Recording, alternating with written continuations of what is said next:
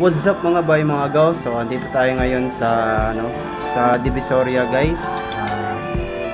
Yun nga, naka-community quarantine po ang Cagayan de Oro. So kahit naka-quarantine siya ngayon guys, sa labas pa rin kami ng kapatid ko. Ayan, kasama ko yung kapatid ko. So dito kami sa may McDonald's. Nakain muna kami bago kami mag-iikot dito sa may Cagayan de Oro. So update lang natin kung sumusunod ba ang mga taga Cagayan de Oro sa community quarantine. Yun. Dahil alam niyo naman sa Maynila, kahit naka-quarantine na siya, pero ayun, dami pa rin mga gumagala. Kaya yun, tumaas yung case ng coronavirus.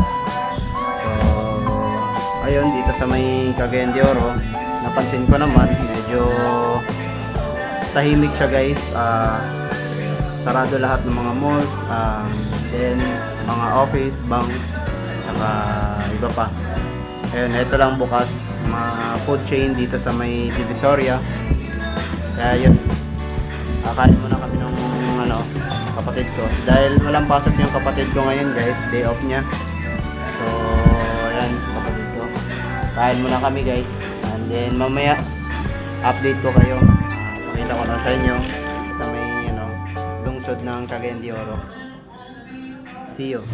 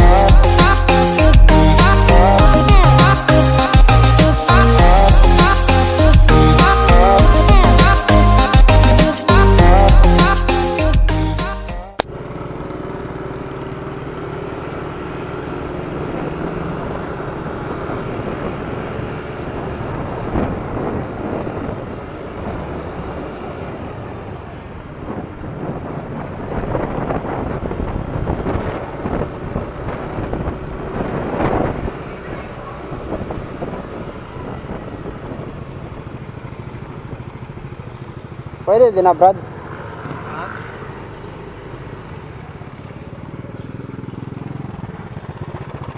Diretso lang to na.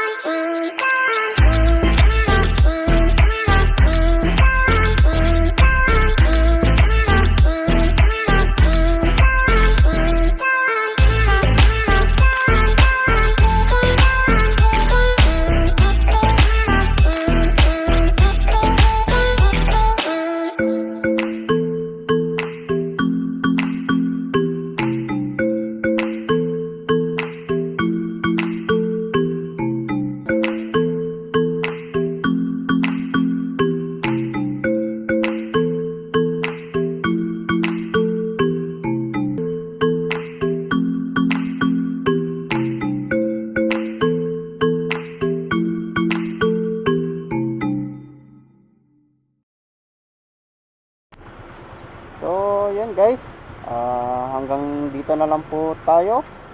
Ina-update ko lang po kayo sa yun nga. Ina-update ko lang po kayo about community quarantine dito sa may Cagayan de Oro. Yung ini-implement nila. So nakita ko naman tahimik yung daanan, wala masyadong bumibiyahe, at mga tao, yun nga, kukunti lang yung mga tumatambay sa labas guys. At may mga bukas na tindahan like mga food chains, yun lang po mga open. Aside from that, sarado na po yung mga ibang like bangko, office, at iba pa. Ayun, schools, yung mga hotels dito, parang sarado din guys. So ayun, ayos yung ganun guys. So yun lang po guys. Maraming salamat po sa inyong lahat, sa mga sumusuporta dyan, lagi nanonood ng aking videos. Huwag nyo na rin kalimutan subscribe, tsaka click nyo na rin yung bell button para lagi kayong update sa aking mga bagong videos. So hanggang dito na lang po tayo guys. Maraming salamat.